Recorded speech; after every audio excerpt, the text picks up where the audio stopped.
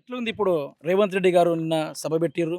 మంత్రి సీతక్క గారు కూడా మాట్లాడిర్రు. ములుగు నియోజకవర్గం చాలా వరకు అభివృద్ధి అయింది. రేవంత్ రెడ్డి ఇచ్చిన బడ్జెట్ తోటి మొత్తం ఎక్కడ పడితే అక్కడ మేము అభివృద్ధి చేసేసినామని చెప్తా ఉన్నారు. అయిందా అభివృద్ధి జరిగిందా లేకుంటే మాటల కాడికే ఉన్నదా? ఇప్పుడు అభివృద్ధి ఎంతగానం జరిగిందో ఇలా కండారా మీరే చూడొచ్చు. ఉమ్. ములుగు జిల్లా హెడ్ క్వార్టర్ కు కేవలం 11 కిలోమీటర్ల దూరంలో ఉన్న రాజేశ్వరరావుపల్లి గ్రామానికి గత 8 సంవత్సరాలు రోడ్డు లేదని అంటే ఏ రకంగా అభివృద్ధి చేసింది సీతక్క అనేది చూసుకోవచ్చు మీరు. సీతక్క ఇక్కడ ఉన్న గ్రామస్తులు కూడా చెప్పేది ఒకే ఒకటి ఏంటిది, గతంలో కరోనా టైంలో సీతక్క కనిపించింది. ఇప్పటి వరకు సీతక్క అనే ముఖంని ఇక్కడ ఉన్న గ్రామస్తులు ఇప్పటి వరకు చూడలేదు. సీతక్క ఓన్లీ మాటలకే, చేతలు కూడా ఏం కూడా లేదు. ప్రస్తుతం చూస్తే ఇలా జిల్లా హెడ్ క్వార్టర్ కు 11 కిలోమీటర్ల దూరంలో ఉన్న రాజేశ్వరపల్లి గ్రామం పరిస్థితి ఈ రకంగా ఉంటే లోవాల, బందాల, కోడ్చాల, వడ్డిగూడ ప్రాంతాల పరిస్థితి ఏ రకంగా ఉన్నదో ఇంకా చూడండి. ఎందుకంటే గత 2.5 నుంచి 3 సంవత్సరాలుగా పల్లెలు, గ్రామాలు ప్రతి గ్రామానికి విజిట్ చేస్తున్నా, చూస్తున్నా, అభివృద్ధి అయిందా? ప్రతి దగ్గర పోతున్నప్పుడు వాళ్ళ సమస్యలు గానీ, వాళ్ళ రోడ్ గానీ, ఈ ఊరు కూడా గత ఒక 15 రోజుల కింద నేను వచ్చినప్పుడు ఈ రోడ్డు పరిస్థితిని నేను చూసిన. అలాగనే ములుగు నియోజకవర్గంలో ఉన్న ప్రతి గ్రామానికి, ప్రతి మండలానికి తిరుగుతున్నప్పుడు వాళ్ళ సమస్యలు, వాళ్ళ అక్కడ ఉన్న బాధలు, వాళ్ళ రోడ్లు, వాళ్ళ విద్యా వ్యవస్థ చూస్తే చాలా బాధగా అనిపిస్తుంది. దీనికి కారణం ఎవరంటే ఇక్కడ సీతక్క గారు. ఈ ప్రజలందరూ 3 సార్లు గెలిపించిండ్రు. 2 సార్లు ఎమ్మెల్యేగా, ప్రస్తుతం మంత్రిగా, 2 సార్లు ఎమ్మెల్యేగా ఉన్నప్పుడు ఇదే ప్రజలకు ఏం చెప్పింది, నేను అధికారంలో లేను, కేసీఆర్ ప్రభుత్వం అధికారంలో ఉన్నది, నాకు ఫండ్ వస్తలేదు, నేను ఏం చేయలేకపోతున్నా, ఈసారి నన్ను గెలిపియండి, బ్రహ్మాండమైన అభివృద్ధి చేస్తా అని చెప్పింది కదా. ఇప్పుడు మంత్రిగా మీరే ఉన్నారు. సీతక్క గారు అంటారు మళ్ళా నేను రేవంత్ రెడ్డికి చెల్లెని, రేవంత్ రెడ్డి అంటారు నా తోడబుట్టు అని. మరి రేవంత్ రెడ్డి గారితో కొట్లాడి ఇక్కడ అభివృద్ధి చేయొచ్చు కదా. ఇలా ఏ ప్రాంతంలో చూసినా కూడా రోడ్డు ఒకటే కాదు, విద్య లేదు, పోడు భూముల సమస్య కావచ్చు, ఇలా వైద్యం కావచ్చు, అన్ని రకాల సమస్యలే. కానీ చెప్పేటోళ్ళ మీద ఇక్కడ గ్రామస్తులు మాట్లాడుతాను కదా, సాయంత్రం కాంగ్రెస్ గుండాలు వీళ్ళకి వచ్చి బెదిరిస్తారు కావచ్చు. ఒకసారి ఇది కూడా కవర్ చేయండి. ఎందుకంటే మొన్న ఒక ఆమె నిన్న రేవంత్ రెడ్డి సభలో 2500 అని అంటాడు, ఇవ్వలేదు. తర్వాత గ్యాస్ 500కే అంటాడు, 1000 రూపాయలు తీసుకుంటారని చెబితే ఆ వీడియో వైరల్ కాగానే తెల్లారి కాంగ్రెస్ గుండాలు వాళ్ళ ఇంటికాడ పోయి ఏం మాట్లాడినరో మళ్ళీ ఆమె భయపడుకుంటా వీడియోకి వెళ్ళి చూసుకుంటా చెప్తాంది నాకు సీతక్కాన్ని ఇస్తాంది అని ఆమె కండలో భయం కనిపిస్తుంది.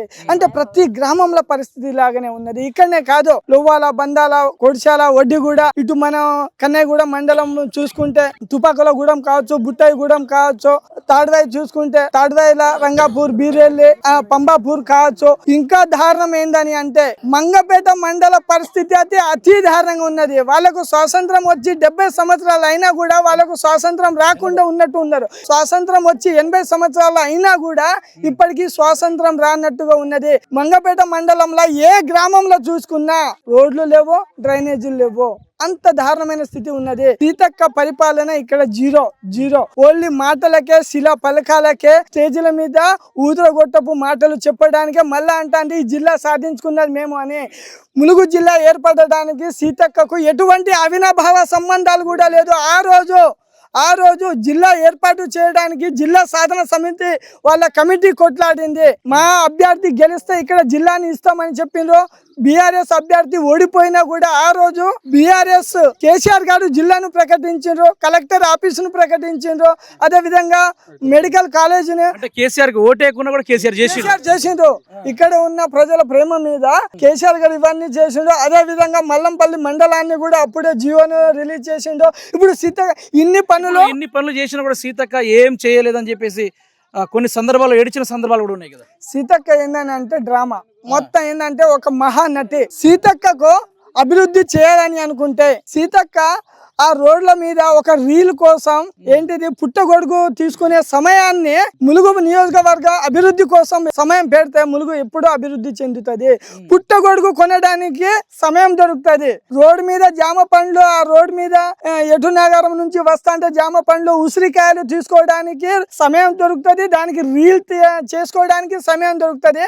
కానీ రాజేశ్వరరావుపల్లి గ్రామాన్ని వచ్చి విజిట్ చేసి వీళ్ళ పరిస్థితి ఇలా ఉన్నది ఏంది, మరి రోడ్డు లేదు, మంత్రి నేనే కదా అని ఒక్కసారి విజిట్ చేసేంత సమయం దొరుకుతలేదా? ఇలా ములుగు నియోజకవర్గ ప్రాంతంలో అన్ని రకాల ప్రాబ్లం ఉన్నది. ఇలా ఒక్క రోడ్ లేకపోవడం వలన ఒక రవాణా వ్యవస్థ ఒకటే కాదు, విద్యా వ్యవస్థ కూడా వీళ్ళకి ప్రాబ్లమే. విద్యార్థులు స్కూల్ కు పోవాలి, ఎలా పోవాలి? స్కూల్ బస్సులు వస్తలేవు, వీళ్ళకు డిస్కో ఆరోగ్య సమస్యలు వస్తాయి. ఇలాంటి రోడ్ల మీద వీళ్ళు జర్నీ చేయడం వలన యువకులకు, ముసలోళ్ళకు, తాతలకు, అవ్వలకు వీళ్ళకు డిస్క్ ప్రాబ్లం వస్తుంది. అంబులెన్స్ ని పిలిస్తే అంబులెన్స్ వాళ్ళు అంటారు మీ ఏరియాకు, మీ ఊరుకు అంబులెన్స్ వస్తే మళ్ళీ అంబులెన్స్ పోయే అవసరం అంటే అవకాశం ఏర్పడతలేదు. ఆ అంబులెన్స్ ని తీసుకుపోవడానికి మళ్ళీ జేసీబీ తీసుకురావచ్చే పరిస్థితి ఉన్నది. కాబట్టి మీరే రోడ్ కి రండి అని అంబులెన్స్ వస్తలేరు. ఇలా చాలా మంది ఇక్కడ ఒక రీసెంట్ గా ఒక అబ్బాయి పైనుంచి పడిపోతే వాళ్ళను అంబులెన్స్ లో ఎక్కించి ఇక్కడ మెయిన్ రోడ్ కు తీసుకుపోయే వరకు ప్రాణాలని వదిలిపెట్టింది. ఎందుకు? అంబులెన్స్ అంటేనే ఎమర్జెన్సీ సర్వీస్ కదా. అంబులెన్స్ కూడా పాపం ఏం చేస్తారు, స్పీడ్ గా పోలేరు. అలాంటి రోడ్లు ఇక్కడ ఇలా అన్ని రకాల సమస్యలు. ఇలా ములుగు నియోజకవర్గ ప్రజలను అన్యాయంగా నిర్దాక్షంగా ఇలా సీతక్క మోసం చేస్తుంది. స్టేజీలో నిలబడి ఇక మాటలు మాట్లాడాలంటే ఆ మాటలు కోటలు దాటి గోడలు దాటుతాయి. అవి ఎలా ఉంటాయంటే ఆ మాటలు మనం చెప్పుకోవడానికి కూడా వీల్లేదు. సీతక్క ప్రజెంట్ ఎలా ఉన్నా అంటే అన్న అని చెప్పుకుంటే రేవంత్ రెడ్డికి మించిపోయింది అబద్ధంలా. ఒక్కసారి మీ మీద కూడా దాడులు చేస్తారన్న, జాగ్రత్తగా ఉండండి. మీరు ఊర్లో వచ్చి ఇలా విజిట్ చేస్తాను అన్ని చేస్తాను కదా, ఏ మీడియా ఏ ఛానల్ వాళ్ళ సంగతి ఏంది చూడండి అని కాంగ్రెస్ గుండగాలతో దాడులు కూడా చేపిస్తాను. మాకు డౌట్ ఉన్నాయి. ఈ గ్రామాన్ని కూడా ఇంకోసారి విజిట్ చేయండి, ఏ వాళ్ళ మీద అయినా దాడి చేస్తారు. ఎందుకంటే ఆ రకంగా తయారైనరు. ఇక్కడ సీతక్క ఎలా ఉన్నా అంటే నేనే రాజు, నేనే మంత్రి, నాకు దాటి ఏది కూడా పోవద్దు. ఒక వాచ్మెన్ కు జీతం పోవాలన్నా సీతక్క పర్మిషన్ లేకుండా పోదు. ఒక విద్యార్థికి ఒక చిన్న సీట్ కావాలన్నా సీతక్క సంధానమునే. ప్రభుత్వ యంత్రాంగం మొత్తం సీతక్క సంధానమునే ఉన్నది.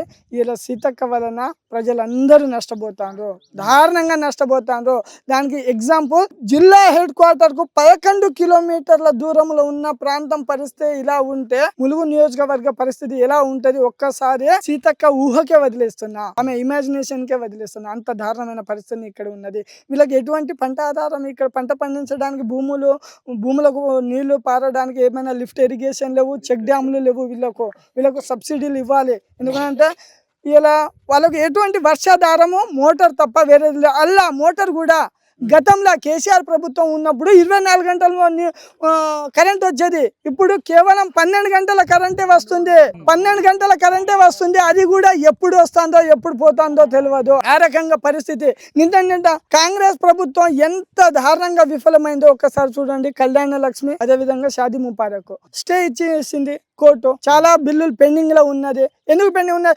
10 సంవత్సరాలు బీఆర్ఎస్ ప్రభుత్వం అధికారంలో ఉన్నది కదా, అప్పుడు ఎప్పుడు కూడా స్టే విధించలేదు కోర్టు. ఎప్పుడు కూడా ఆ పథకాలకు హాని అంటే ఏ ఆటంకం రాలేదు. ఇలా ఆటంకం జరిగిందంటే దానికి కారణం ఏదో ఈ కాంగ్రెస్ ప్రభుత్వం, చేతగాని ప్రభుత్వం, అబద్ధపు మాటలు. వాళ్ళ ఆలోచన ఏంటని అంటే ఈ పథకాలను ఎలాగో ఇవ్వలేమో, ఎవరో ఒకరి ద్వారా వాళ్ళే కోర్టులో కేసేసి దాన్ని స్టే ఇచ్చేసి ఇప్పుడు ఏమంటారు, అరే కోర్టులో స్టే ఉన్నది కదా మేము ఎలా ఇస్తాం అని అంటారు.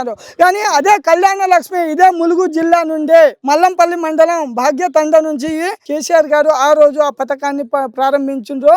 వేల లక్షల మంది ఆడబిడ్డలకు ఒక ఆసరగా ఉన్న కళ్యాణ లక్ష్మి, షాదీ ముబారక్ లాంటి పథకాలను ఇలా చల్లకుండా వాటికి మూలన పడేటట్టు చేసిన కాంగ్రెస్ ప్రభుత్వానికి కొంచెమైనా సిగ్గు ఉండాలి. ఈ ప్రభుత్వానికి రాబోయే కాలంలో ఏ ఆడబిడ్డలకైతే కళ్యాణ లక్ష్మి, షాదీ ముబారక్ అందకుండా చేస్తా అని కుట్ర పన్ని కోట్ల స్టే విధించేదాకా చూసుకున్న రేవంత్ రెడ్డికి ఆ ఆడబిడ్డల ఉసురు తాకి మళ్ళా కాంగ్రెస్ ప్రభుత్వం కనిపించదు. ఆ ఆడబిడ్డలే చెప్తారు. ఇలా చెప్తాను కదా, పాలపిట్ట వేసుకొని పాలపిట్ట చీర కట్టుకొని వచ్చిన మా అక్కలు చెల్లెలని, ఆ అక్కల చెల్లెలే సమాధానం చెప్తారు. నువ్వు ఏం చెప్పినావు గతంలో ఎలక్షన్ సమయంలో ఏం చెప్పినావు? కళ్యాణ లక్ష్మితో పాటు తులం బంగారం ఇస్తానే అన్నావు. తులం బంగారం గంగల కలిసింది కానీ కళ్యాణ లక్ష్మికే కింద నుంచి ఏసరి పెట్టేసినావు. నువ్వు కళ్యాణ లక్ష్మి లేకుండా చేసినావు, షాదీ ముబారక్ లేకుండా చేసినావు. రాబోయే కాలంలో కాంగ్రెస్ ప్రభుత్వం ఇంకా దారుణమైన పరిస్థితులను ఒడిగడుతుంది తెలంగాణ ప్రజలకు. ఇది ప్రజా ప్రభుత్వం కాదు, ప్రజలను హింసించే ప్రభుత్వం ఇది.